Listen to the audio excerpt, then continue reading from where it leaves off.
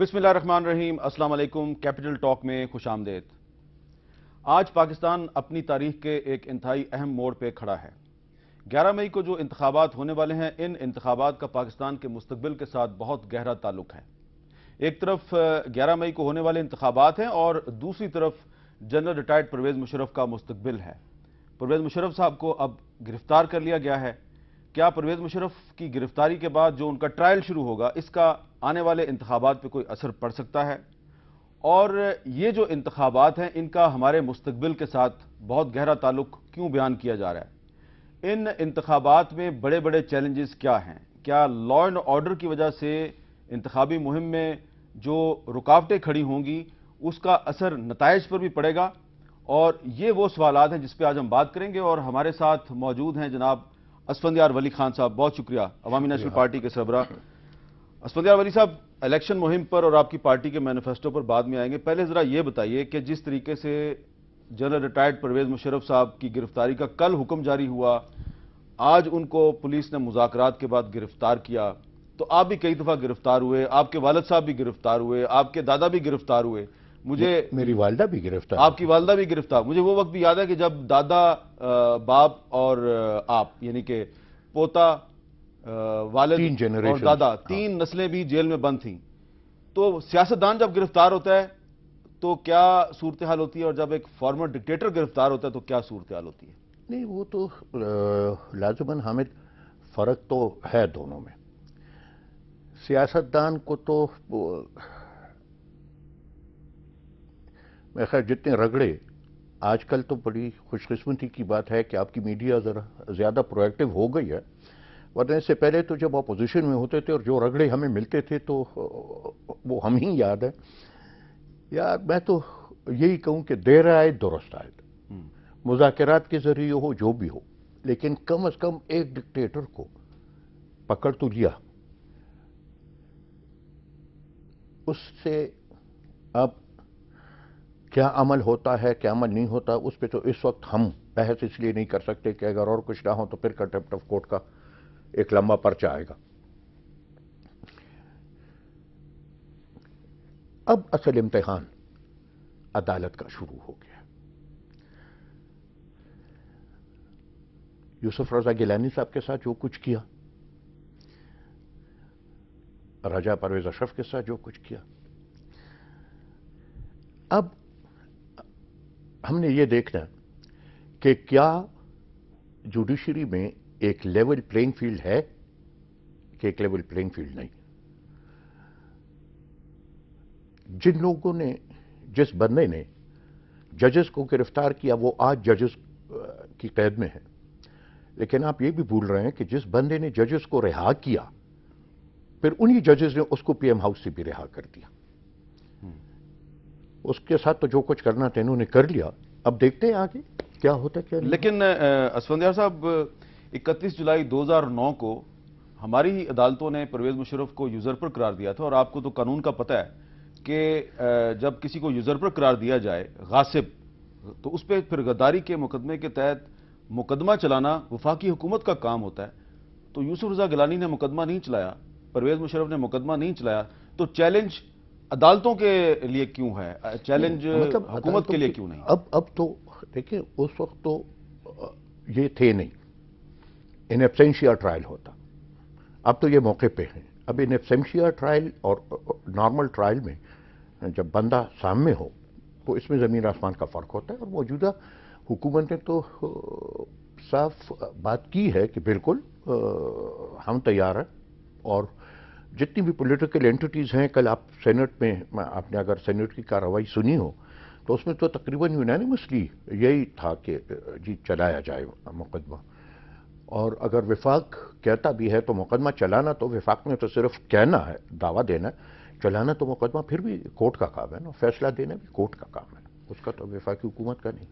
अच्छा, और आपके ख्याल में अगर परवेज मुशर्रफ का ट्रायल शुरू हो जाता है आर्टिकल 6 के तहत, तो इससे पूरी कौम का फोकस इलेक्शन से नहीं हट जाएगा? नहीं, मैं इस थ्योरी से एग्री नहीं करता हामिद। इलेक्शन एक ऐसी चीज़ है जिसमें ठीक है वजूहात हो सकती हैं, वोटर टर्नआउट कम हो सकता है, ये वो, لیکن فوکس لوگوں کا اس پہ رہتا ہے. 11 مئی تک اس میں سے کوئی فوکس عوام کا نہیں ہٹا سکتا. یہ ٹھیک ہے، یہ بھی ایک بہت بڑا ایشو ہے اور ایک چیلنج ہے سب کے لیے، لیکن میرے خیال نہیں کہ اتنا اثر اس کا پڑے گا. کیونکہ دیکھیں، اگر ایک پولیٹیکل لیڈرشپ ہو تو اس کا اثر اس لیے پڑتا ہے کہ ایجوٹیشن شروع ہو جاتی ہے، تو لوگوں کا فوکس. اچھا، جب ایجوٹیشن شروع ہو جاتی ہے تو اس شہر میں لا اینڈ آرڈر کنٹرول کرنے کے لیے پولیس آتی ہے، پھر ٹیئر گیس ہوتا ہے، لاٹھی چارج ہوتا ہے، تو آہستہ آہستہ ایک مومنٹم بنتی ہے. یہاں تو پولیٹیکل پارٹی ہے نہیں. میرے خیال جو بندے اس کے ساتھ ہیں وہ تو انگلیوں سے انسان گن سکتا ہے کہ کتنے بندے ہیں. تو اس لیے میں کہتا ہوں کہ اس کا حلقوں میں الیکشن پہ کچھ اثر نہیں پڑے گا. اچھا، اب یہ بتائیے کہ صوبہ خیبر پختونخوا میں عوامی نیشنل پارٹی جو ہے وہ طالبان کا نشانہ ہے. روزانہ آپ کو دھمکیاں دی جا رہی ہیں، آپ پر حملے کیے جا رہے ہیں. یہ جو خرابی ہے آپ کے صوبے میں، کیا اس کا ذمہ دار پرویز مشرف ہے، امریکہ ہے، یا ہم سب ہیں؟ دیکھیں، اس دن تو الزام پورا کا پورا ذمہ داری تو منور حسن صاحب نے ہم پہ ڈال دی کہ جو کچھ بویا تھا این پی نے وہ کاٹ رہی ہے. لیکن میری طرح تو بھی تاریخ کا گواہ ہے، اور پھر پاکستان کے سیاسی حالات کے تجزیے میرے خیال مجھ سے تو بہتر کرتا ہے. ہم نے یہ دیکھنا ہے کہ یہ پورا سلسلہ شروع کب ہوا. یہ سلسلہ تو جہاد افغانستان سے شروع ہوا، جنرل ضیاء الحق سے.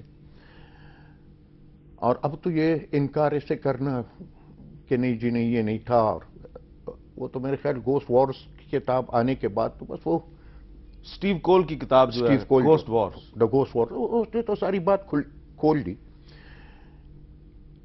پھر آپ لوگوں پہ ہے کہ آج آپ سٹڈی کرو. اس نتیجے پہ اگر ہم پہنچتے ہیں کہ تباہی اور بربادی شروع وہاں سے ہوئی، پھر یہ تجزیہ بھی آپ نے کرنا ہے کہ اس قدم کی حمایت کس نے کی، اس قدم کی مخالفت کس نے کی. تو آج میرے خیال میں یادداشت کمزور پڑ گئی ہے منور حسن صاحب کی، عمر زیادہ ہے، کیونکہ یہ ہمارا بویا ہوا نہیں، یہ ان کا بویا ہوا فصل ہے. آپ کو پتا ہے حکمت یار اور ان کے ساتھیوں کے ساتھ کس کے تعلقات ہمارے تھے کہ ان کے تھے. ہم تو اس وقت جہاد کو فساد کہہ رہے تھے. نہیں، لیکن حکمت یار اور ان کے ساتھیوں کے ساتھ تو طالبان کی لڑائی تھی. حکمت یار تو ناردرن الائنس کا حصہ تھا.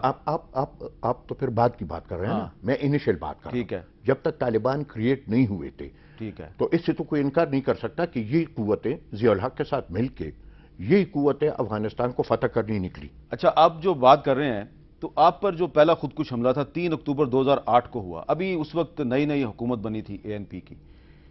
اس حملے کی کیا وجہ تھی؟ آپ پر حملہ کیوں کیا گیا؟ یس سر، بیسکلی، اور وہ تو میرے خیال حکیم اللہ مسعود بھی کئی مرتبہ کہہ چکے ہیں اور احسان اللہ احسان بھی کئی مرتبہ کہہ چکے ہیں کہ ان سے ہمارا نظریاتی اختلاف ہے. میرا مائنڈ سیٹ اور ان کا مائنڈ سیٹ وہ بالکل اپوزٹ ہیں ایک دوسرے کے. کسی طور پہ ہمیں دباؤ میں لانا، عجیب عجیب قصے ہوتے ہیں ہمیں کچھ بتانے کے نہیں. مجھے خود سوات والا مولانا صاحب جو تھے اس کا مجھے ٹیلی فون آیا. صوفی محمد نہیں، سوات والا مولانا حکیم اللہ، مولانا فضل اللہ. میں آ رہا تھا پشاور سے اسلام آباد، راستے میں اس کا ٹیلی فون آیا کہ جی آخر سن 47 سے آج تک تم چلا رہے ہو پنجاب کے خلاف، اور پنجاب تمہیں تمہارے حقوق نہیں دے رہا. ایک کام کرو، ہمیں تم سے کوئی کام نہیں ہے، لیکن ہمیں راستہ دے دو کہ ہم پنجاب جائیں. تو میں کہا مولانا پنجاب میں کیا کرنا ہے؟ کہتا ان لوگوں کو سبق سکھانا ہے. تو میں نے کہا کہ تو مجھے یہ کہہ رہا ہے کہ میں تجھے یہ اجازت دوں کہ تو میری سرزمین استعمال کرے پنجاب کے خلاف، اور پنجاب میں بھی جب تو جائے گا تو عام بندوں کو مارے گا جو بالکل بے گناہ ہیں. میں نے کہا نہیں، جب تک ہماری حکومت ہے اور جب تک ہم اقتدار میں ہیں کسی صورت پہ ہم یہ اجازت آپ کو نہیں دے سکتے۔ اس نے کہا کہ یہ تو پھر اگر آپ ہمیں راستہ نہیں دو گے تو ہم تو پھر اپنا راستہ بنائیں گے۔ میں نے کہا ٹھیک ہے، بنانا چاہتے ہو بنا لو، اگر بنا لیا کم از کم دنیا کو یہ ثابت ہوگا کہ ہم نے تمہیں راستہ نہیں دیا، تم نے زبردستی بنایا، بنا لو زبردستی۔ وہاں سے یہ قصہ ہمارا شروع ہوا، اور افسوس کی بات یہ کہ جب ہم مذاکرات کے لیے بھی گئے تو بڑے جو آج پولیٹیکل فیلڈ میں ان کو سپورٹ کر رہے ہیں، یہ سب لوگ ہم پہ تنقید کرتے رہے۔ آپ نے دیکھا ہوگا یہاں اسلام آباد میں لبرل اور سول سوسائٹی سب نکلے کہ یہ کیوں مذاکرات کر رہے ہو۔ یہ بھی آپ کو اچھی طرح یاد ہے کہ باؤچر امریکہ سے بھاگا آیا کہ کیوں مذاکرات کر رہے ہو۔ رچرڈ باؤچر، اس کی اور میری ملاقات یہاں پختونخوا ہاؤس میں ہوئی، این پیٹرسن موجود تھی۔ حامد، میری زندگی میں اتنی تلخ ملاقات کبھی کسی سے نہیں ہوئی جب وہ اس پہ اصرار کر رہا تھا کہ تم نے مذاکرات نہیں کرنے۔ میری آرگومنٹ یہ تھی کہ جی یہ میری قوم ہے، مجھے ان کی روایات کا پتہ ہے، مجھے ان کی تاریخ کا پتہ ہے، مجھے ان کے کلچر کا پتہ ہے، لہذا میں اپنے سوچ کے مطابق آگے بڑھوں گا۔ بڑا جب اس نے مجھے چھیڑا تو میں نے آخر اس کا میں نے کہا سر ایک بات پوچھ سکتا ہوں کیا؟ میں نے کہا if I advise you on how to run New York would I look an idiot اور would I not look an idiot? جواب میں مجھے کہتا ہے کہ ہنس کے مجھے کہتے ہیں کہ it's a very diplomatic way of calling me an idiot. میں کہا no sir I said I am an idiot. ہاں لیکن اس بندے کی ایک بات میں تسلیم کرتا ہوں کہ جب مذاکرات ہوئے، مذاکرات جو ہوا وہ آپ کے سامنے ہے، لیکن جب وہ سوات اور بنیر اور ڈیر کلیئر ہوئے تو اس کا ٹیلی فون آیا کہ حالانکہ بہت تلخ ملاقات تھی آپ کی اور میری، لیکن آج یہ آپ نے ثابت کر دیا کہ آپ صحیح تھے، میں غلط تھا۔ تو میں نے صرف اس لیے ٹیلی فون کیا کہ میں کہہ دوں کہ آئی ایم سوری۔ تو آپ نے بھی مذاکرات اس لیے کیے کیونکہ آپ کو پتا تھا کہ طالبان مذاکرات سے بھاگ جائیں گے؟ دیکھیں نہیں، طالبان میں اصل میں ہر ایک موومنٹ جو ہوتی ہے، چاہے وہ پولیٹیکل موومنٹ ہو، چاہے ایک اس کا ہارڈ کور ایلیمنٹ ہوتا ہے اور ایک یہ ارد گرد کا سافٹ ایلیمنٹ ہوتا ہے۔ مذاکرات میں یہ تھا کہ جو سافٹ ایلیمنٹ ان کے ارد گرد تھا، جب معاہدہ ہو گیا تو وہ سافٹ ایلیمنٹ جو تھا ان کے ذہن کے مطابق تو وہ مقصد پورا ہو گیا تھا جس کے لیے وہ نکلے تھے، لیکن ہارڈ کور ایلیمنٹ کا تو ایجنڈا وہ نہیں تھا۔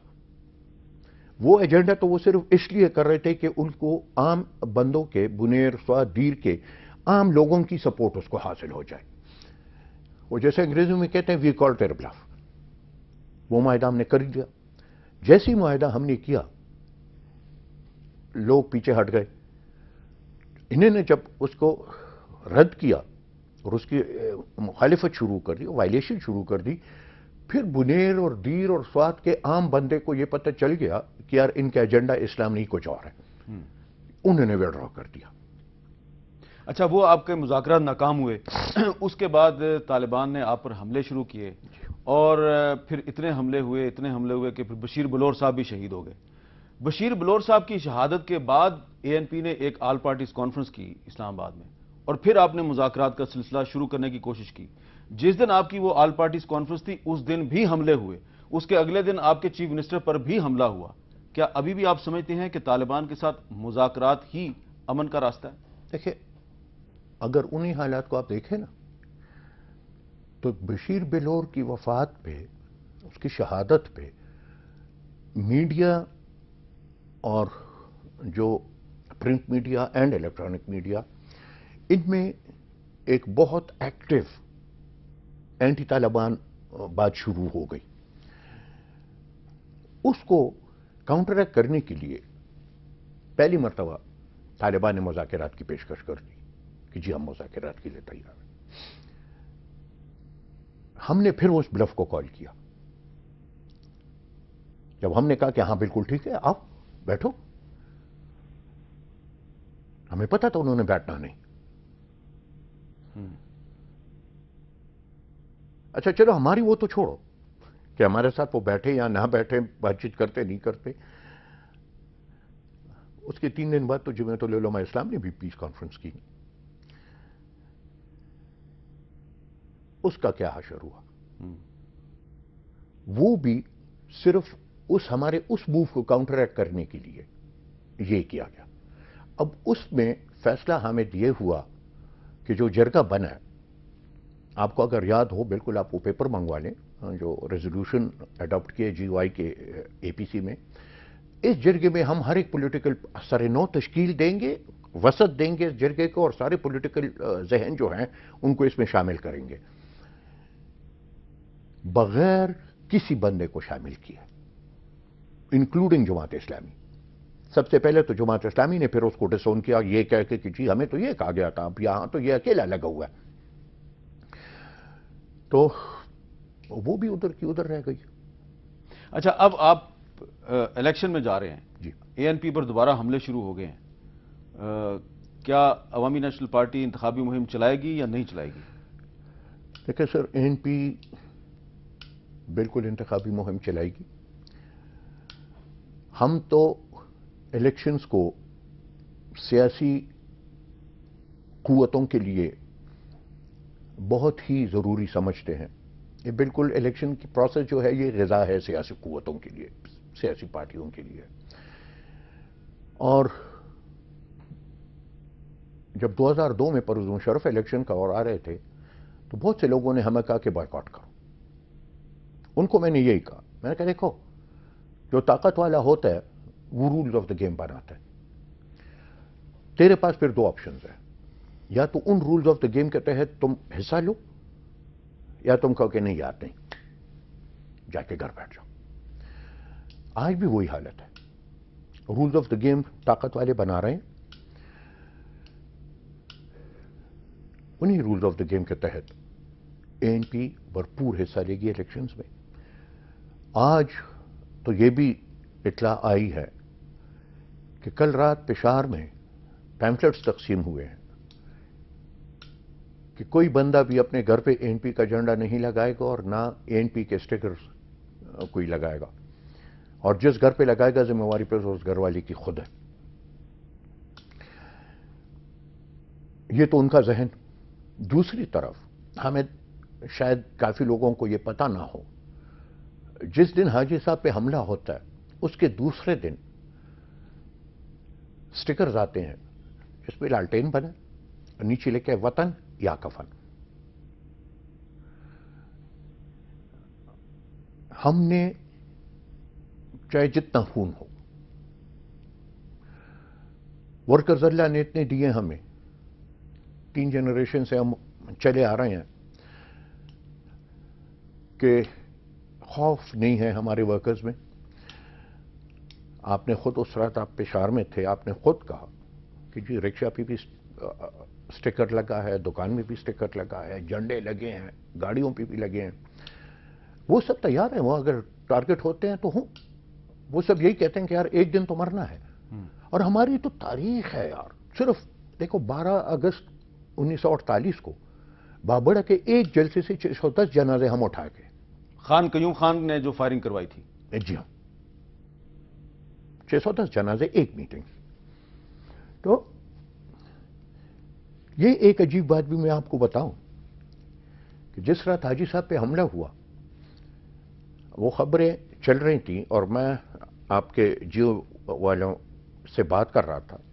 اس دوران جب میں نے وہ بات ختم کی اور میں نے دیکھا تو ایک نمبر سے کوئی 17 کالز آئے تھے. میں نے رنگ بیک کیا تو ہمارا ایک ساتھی تھا, 4 کے قریب ایک گاؤں ہے سرڈیری, اس کا.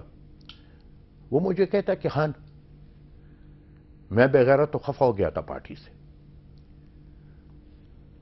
مجھے منانے کیوں کو نہیں آ رہا.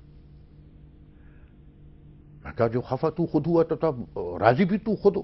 کہتے نہیں کسی کو بھیجو, کیونکہ یہ جو کچھ آج ہوا ہے حاجی بلور صاحب کے ساتھ, اس کے بعد گھر میں بیٹھنا ہمارے لیے بے غیرتی ہے.